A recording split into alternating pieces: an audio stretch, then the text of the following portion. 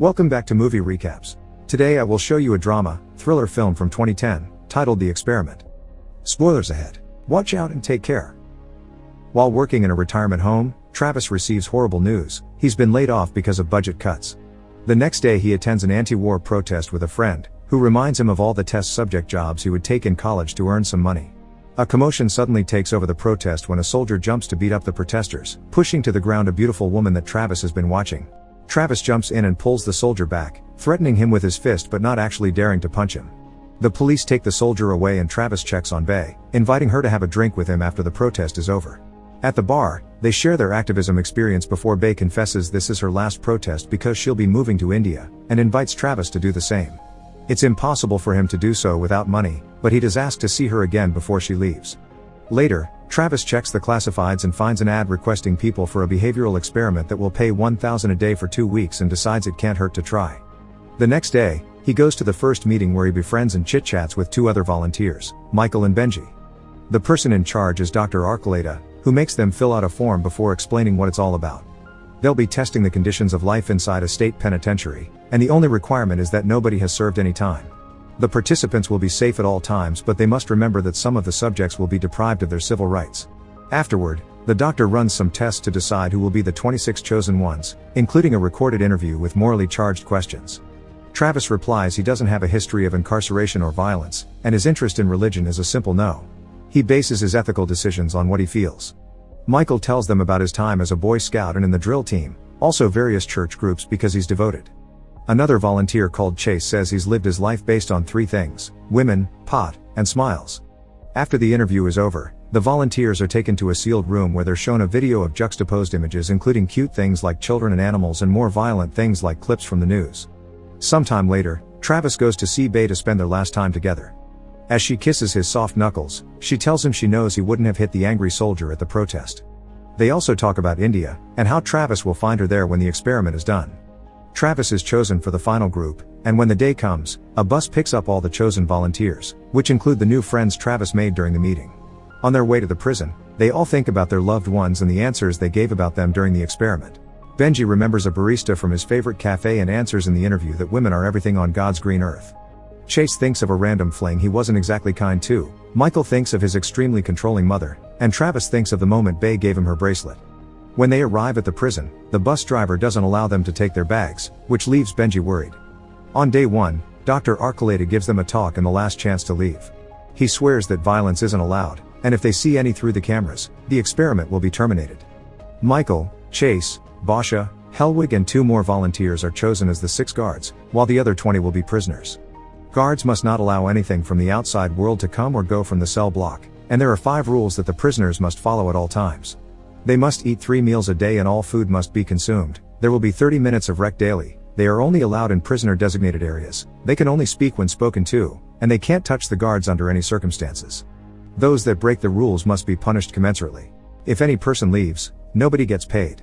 If a prisoner does break the rules, the guards have 30 minutes to choose disciplinary action. If they fail to do that, a red light will be turned on, the experiment ends and there won't be any payment. After the doctor leaves, the guards prepare the prisoners like a real prison, washing them all with a hose. Basha shows pity for having to put them through this, but Chase is already having fun calling them names and humiliating a volunteer called Oscar. Afterward, prisoners are put in a line while the guards read the rules. From now on, inmates will be addressed only by their numbers. Travis ends up in a cell with Benji, who is a graphic novel artist, and Nix, a man who insists to be referred to by his number. A flashback of the interview shows why some of the volunteers have joined the experiment. Nix and another man simply mention the cash. Michael is doing it for his mother because she broke her hip and he needs to pay rent. Chase wants to impress women with the money, and Travis answers he wants to escape. During rec time, the prisoners are playing basketball and one of them accidentally hits Basha in the face with the ball. The guards take him away to look at his wound, and while Basha insists it's fine because it was an accident, Chase and Helwig insist this is broken Rule 5. Not wanting to risk the light turning on and losing the money, they all agree to punish the prisoners in a way that matches something supposedly accidental. So the man that threw the ball is asked to do 10 push-ups, which he refuses to do because it was an accident. In response, Chase makes everyone do the push-ups, and Nix immediately jumps into it, so the others have no choice but to follow his example. Michael is amazed by such a response and begins to enjoy the taste of power, especially when the 30 minutes pass and the light doesn't turn on, which means they did the right thing. On day 2, The prisoners are served a classic horrible prison lunch. Nix finishes it all before leaving, but the rest refuse to eat the weird bean goo, so Helwig and Chase remind them that would break a rule. Travis responds by dropping his food on Helwig's hands, so the guards try to punish them with push-ups again, but the prisoners ignore them and everybody starts throwing all their food and trays at Helwig. Afterward, the guards discuss what happened. Chase is frustrated because the only reason the prisoners did that is that they know the guards can't beat them up. Michael suddenly remembers the time he was accepted into a fraternity, which had similar rules, and arrives at the conclusion that to break the prisoners' wills they have to humiliate them. As punishment, they decide to enter every cell and empty a bunch of fire extinguishers on the prisoners. Michael also drags Travis out and handcuffs him to the cell door so he'll have to sleep on the floor for being the instigator. Afterward, when Michael goes to the bathroom to wash out, he discovers his body enjoyed having power a little too much. In the middle of the night, Benji asks for help. He's having heat flashes because his blood sugar is low, but the guards just tell him to go back to bed. On day 3, Michael reminds everyone to play by the rules, but he gets angry when he notices Benji hasn't left the bed because he isn't feeling well. The guards check the file he filled out saying he's diabetic, but he regulates it with diet. He had brought some candy bars with him, but they didn't let him keep the bag when they arrived. The guards force him to leave the bed anyway, and Travis tries to defend his friend, causing Michael to get angrier and angrier when nothing he says manages to make Travis obey. The anger gets Michael to take out his police baton, but Travis reminds him that violence would make them lose the money. The guards cut in to stop Michael from doing anything stupid and send all the prisoners back to their cells.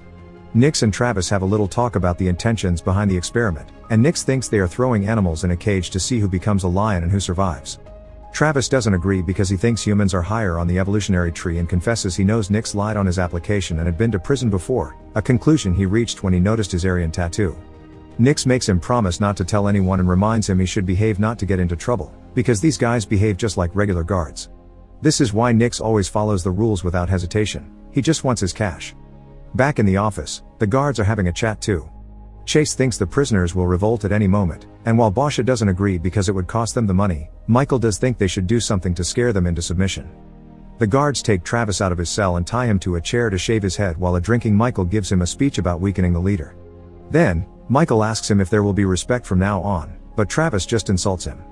Furious, Michael kicks the chair to make him fall, then proceeds to urinate on him, an action some guards like Basha disagree with but others decide to join. Because the light doesn't turn on, the guards assume their punishment has been approved. However, Basha is upset, and he tells his fellow guards that if something like this happens again, he'll leave the experiment, not caring if it costs everyone the money. After Travis returns to his cell, he watches Michael from afar and remembers the interview again. When asked what he would do if a loved one was severely harmed and the law fails to prosecute, he responded he didn't think in terms of justice, because justice was what starts wars based on an eye for an eye philosophy. On day 4, Travis hides some bread in his pockets during lunch that later he takes to Benji, who is still sick in bed. Benji admits he needs insulin and he lied on his application to be accepted, thinking he could control it with food and tough it out. Travis wants to tell the guards or the scientists, but Benji refuses, saying he needs to do this to stop feeling like a fraud. Later at night, Chase tries to get busy with his hand, but Helwig can hear him and asks him not to do it in the room. Meanwhile, Basha comes by the cells to check on Benji, who is still unwell. Travis tells him he'll pay him part of his own money if he brings over Benji's insulin, and Basha at first refuses. But eventually, he gives in for free, leaving to search for the bags they arrived with. Back to Chase, he's left the room too to get Oscar out of his cell and take him to an abandoned room that has no cameras in it. There, he tries to force Oscar onto his knees and make him use his mouth, but before they can go far, Michael finds them and demands an explanation. Chase lies and says Oscar had some intel on Travis that he didn't want to share in front of everyone, but the conversation gets interrupted again, this time by Helwig. He takes all the guards back to the office to show them what he's found on the cameras. It's Basha, going through the bags. They go after him and after finding the insulin in his pocket, Michael gets him to confess who asked for it by promising forgiveness. Afterward, Michael takes the insulin to Benji, but also makes Helwig take Travis to the bathroom. There, while shaving his own head, Michael says he isn't a monster, but Travis has broken the rules, and if the experiment hasn't been interrupted is because the scientists approve of his actions and Benji has always been safe. Travis thinks Michael should use his prize money to check into a mental facility, and a furious Michael decides on the next punishment. Helwig shoves Travis' head in the toilet until he finally says aloud he's just a prisoner.